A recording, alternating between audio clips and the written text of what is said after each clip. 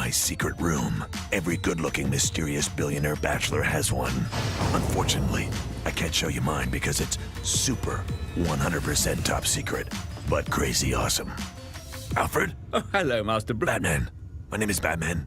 So can you please call me Batman? Thank you very much. Of course, sir. Your son, Robin, and I were just doing a light dusting around the Batcave. Super secret man cave. Hi, Bat-Dad. That's all the time we have. Hope you enjoyed this sick episode of Gotham Cribs. Batman out. Rated PG. The Lego Batman movie. So initially I was like, it's another Lego movie.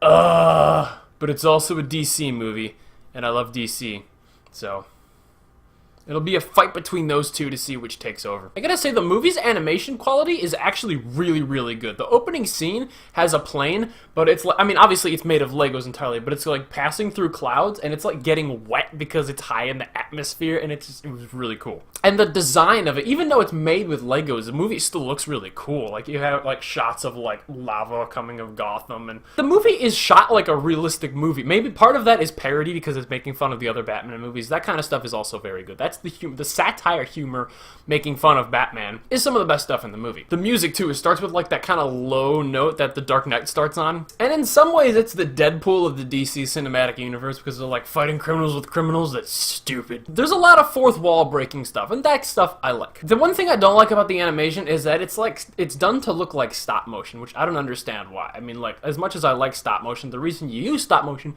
is because you get such high quality real animation. When you're just gonna CGI it anyway, you might as well let it move at full speed, otherwise it's like a stuttery, low frame rate, and I don't like that. The lighting and the shadows and the CGI are still really good, though. I saw it in IMAX, too, and the sound for, like, little Lego pieces, like, clicking together is, like, great. Except for when they're firing guns at each other, and it's just like, pew, pew, pew, pew, pew. You know who I thought would bother me a lot is that Robin kid, and he actually didn't. Aside from him walking around without pants, he was actually kind of cute. But the arc of the movie is the fact that, like, Batman is alone, and Batman needs to get out into the world and meet people, which has been done before, and the fact that Batman needs to work with other people, which is not Batman at all. It's like, have you played the Arkham games? Have you seen the movies? Batman's friends are who make him Batman. He works with Alfred. He works with Catwoman. He works with Lucius. He works with Jim Gordon. Without his connections, Batman wouldn't be able to do anything that he does. So that's like a character flaw of Batman that just doesn't exist. The one thing I do like about that arc is that it's not the stupid liberal, like, be who you are, let everyone accept you for who you are, which is just total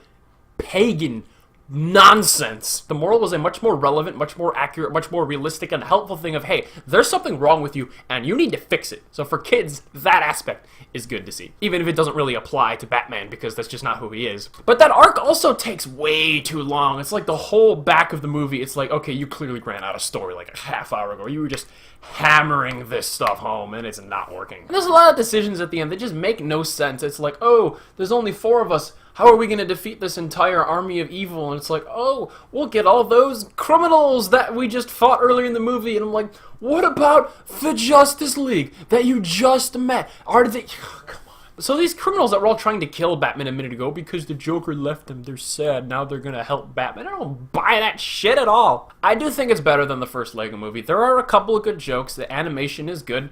It is entertaining to see. It's good eye candy and ear candy, but it's still very, very clearly aimed at kids and aimed at selling toys. And when you do that, you lose a lot of maturity and you really alienate your older audience. And I'd say on a level from funny to not funny, it's more towards the not funny, childish, and mature humor than it is, you know, like actual well-written jokes. The best joke in the movie was regarding a rope, a bat rope specifically. That was fantastic. Everything other than that was kind of Especially since there's like a 1 joke every 5 seconds joke ratio. It's like the more you throw at them, the more they're gonna suck. It's just like throw as much shit at the wall and hope some of it is funny kind of approach. Something else that was funny is, you know, in the first Lego movie, the Lego universe encompasses pretty much every Warner Brothers property that they own. Like Harry Potter was in it. Ralph Fiennes voices Alfred in this movie.